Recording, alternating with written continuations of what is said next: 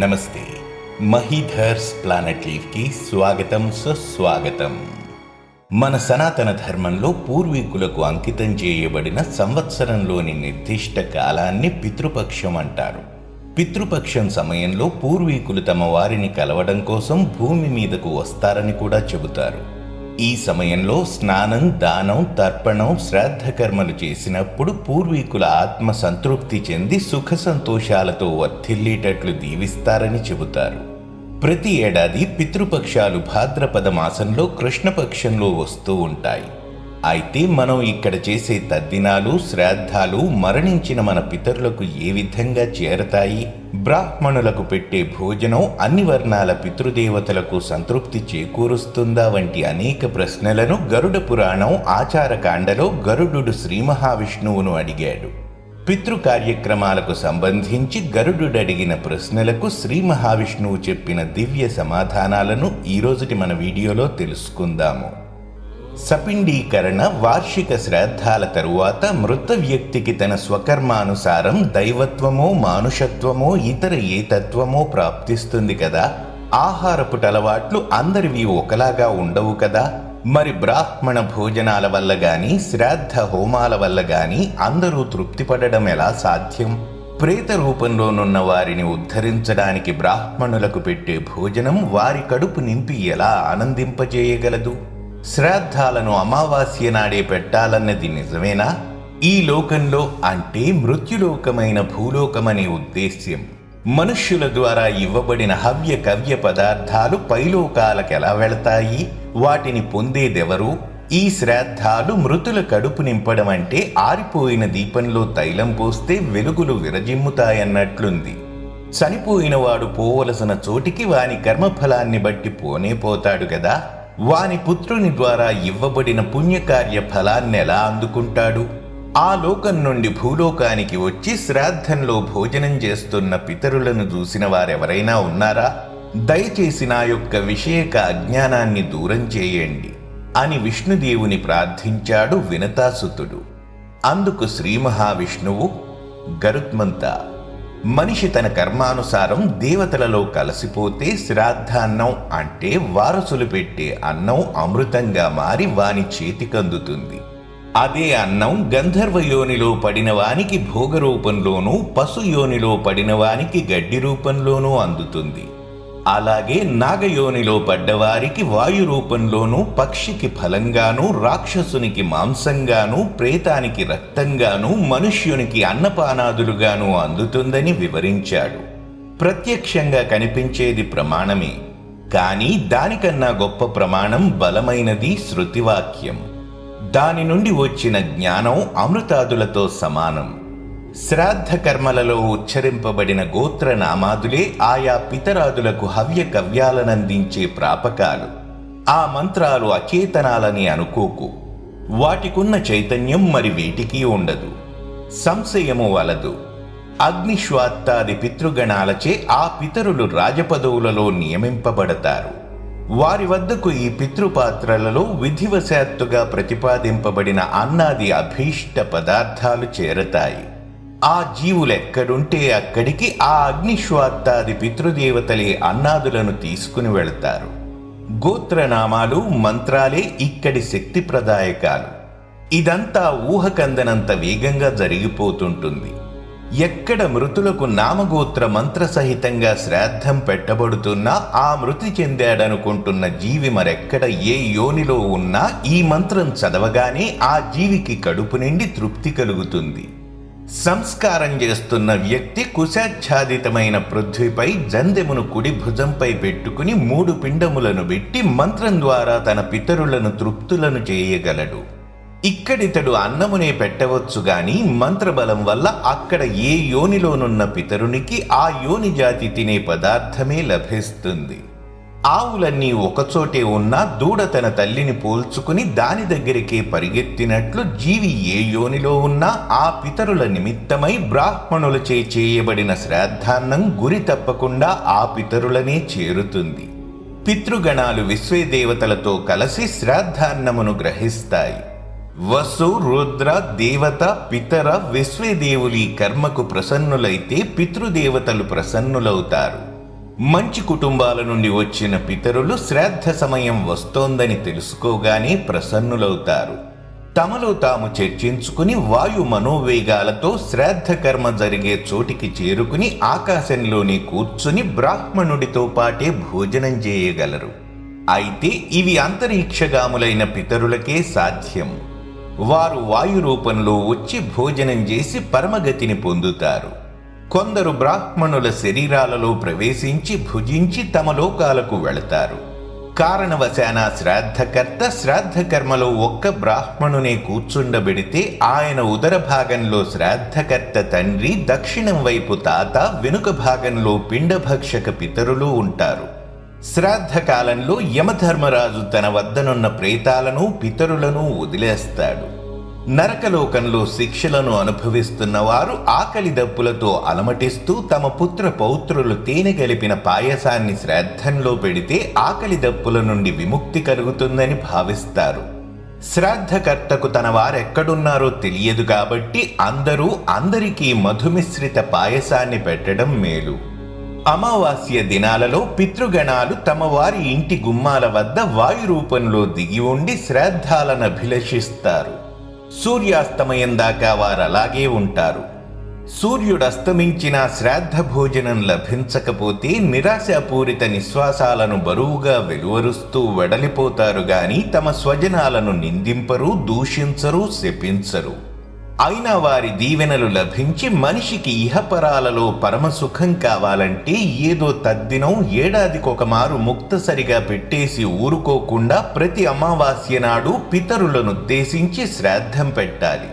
వారి ఆకలి దప్పులను తీర్చాలి. శాస్త్రం చెప్పిన విధంగా పితృజనులకు వారి పుత్రులు, బంధు బాంధవులు కూడా శ్రాద్ధ కర్మలను సాంగోపాంగంగా నిర్వర్తించి గయా తీర్థానికి ఒకమారైనా పోయి పిండ ప్రదానము చేస్తే పితరులతో పాటు వారు కూడా బ్రహ్మలోక నివాసానికి అధికారులవుతారు. ఇక్కడ గాని అక్కడ గాని వారికి ఆకలి దప్పులు తీరకపోవడం ఉండదు. విద్వాంసులెన్నడూ ఈ శ్రాద్ధాలను విస్మరించరాదు. వారు చేయాలి, ఇతరుల చేత చేయించాలి.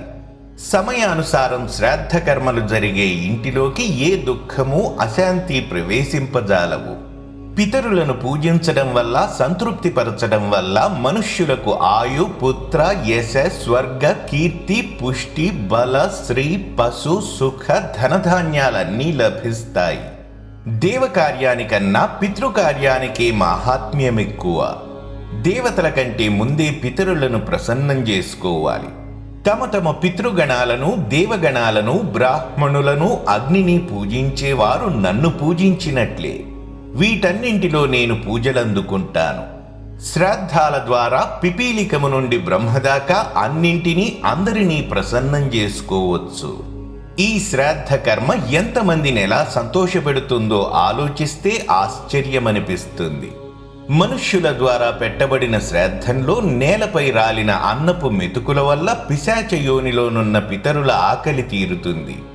శ్రాద్ధ స్నానంలో తడి వస్త్రాల నుండి నేలకు జారిన నీటి బిందువులతో వృక్ష యోనిలో పడి ఉన్న పితరుల కడుపు నిండుతుంది.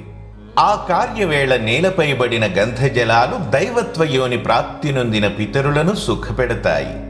శ్రాద్ధానంతరం బ్రాహ్మణులు చేతులు కడుగుకున్నప్పుడు నేల వ్రాలిన జలాన్నాలతో కుల బహిష్కృతులై శ్రాద్ధ కర్మకు గాని ఏ సంస్కారానికి గాని నోచుకోక అలమటించే పితరులకు క్షుద్బాధ తీరుతుంది. ఈ లోకంలో శ్రాద్ధ నిమిత్తం ఇతరులకు ఇయ్యబడిన అన్నం, ధనం, ఇతరం ఏమైనా సరే పితరులకు చేరుతుంది. ఆడంబరంతో పనిలేదు. సామాన్యమైన ఆకుకూరలు, కూరగాయలు మున్నగు వాటితో యథాశక్తి ఎవరు శ్రాద్ధం పెట్టినా వారి పితరులకు సంపూర్ణ తృప్తి కలుగుతుంది. శ్రద్ధ నుండే శ్రాద్ధం వచ్చింది. మృత్యువు తరువాత ప్రాణికి మరొక శరీరం రావడానికి పట్టే కాలం అందరికీ ఒక్కలాగే ఉండదు. ధూమరహితమైన దీపంలాగా మనిషిలో వెలిగే ప్రధాన పురుషుడైన జీవాత్మ ఆ మనిషి పోగానే వాయవీయ శరీరాన్ని ధరిస్తాడు. ఒక మెట్టు మీద కాలుంచి మరొక మెట్టు మీద రెండవ కాలు పెట్టాక మొదటి మెట్టును వదిలేసినట్లు శరీరి పూర్వ శరీరాన్ని వదిలేసి మరొక శరీరాన్ని ఆశ్రయిస్తాడు. ఆ మధ్య కాలంలో ఆత్మ గాలిలో ఉంటుంది కాబట్టి దానిని వాయవీయ శరీరధారణమంటారు. ఇక శరీరంలోని ఇంద్రియాలన్నీ నిశ్చేష్టితాలైపోగానే ఆ జీవి శరీరాన్ని వదిలివేస్తాడు. ఆ తరువాత ఆశ్రయించిన శరీరాన్ని కూడా వదిలివేయవలసినది. అంటే ఏ జీవికి ఏ శరీరము శాశ్వతం కాదు. అమ్మ కడుపులో పడిన జీవి ఆమె నుండి అన్నాదికములను గ్రహించి బలపడి దానిని వదిలి ఒక శరీరాన్ని ధరించి బయటికి వచ్చినప్పుడు గర్భమనే ఆశ్రయాన్ని పరిత్యజించినట్లే ఈ శరీరం బలహీనమైనప్పుడు దీనిని త్యజించి వేస్తాడు. రెండు శరీరాల మధ్య ఉండే శరీరాన్ని అతివాహిక వాయవీయ శరీరమని విద్వాంసులు వ్యవహరిస్తారు. భూత ప్రేతాది శరీరాలు మనిషి పిండజ శరీర స్థాయి ఒక్కటే. పుత్రాదుల ద్వారా దశగాత్ర పిండదానాలు ఇయ్యబడిన వారి పిండజ శరీరం వాయవీయ శరీరంతో ఏకాకారమైపోతుంది. పిండజ శరీరము కలవకపోతే వాయజ శరీరం కష్టాల పాలవుతుంది. ఇక ఆలస్యంగా శరీరధారణ చేసే జీవాల విషయానికొస్తే కొందరు జీవాత్మలకు పిండజ శరీరం రావడానికి సమయం పడుతుంది. మృతి చెందగానే వారు తమ కర్మల వల్ల నరకానికి వెళతారు. చిత్రగుప్తుని మాట మేరకు వారి కాలం అక్కడ గడుస్తుంది. అక్కడి యాతనలను తమ కర్మ కొద్దీ అనుభవించిన తరువాత పశుపక్షి యోనులలో వారు పుడతారు.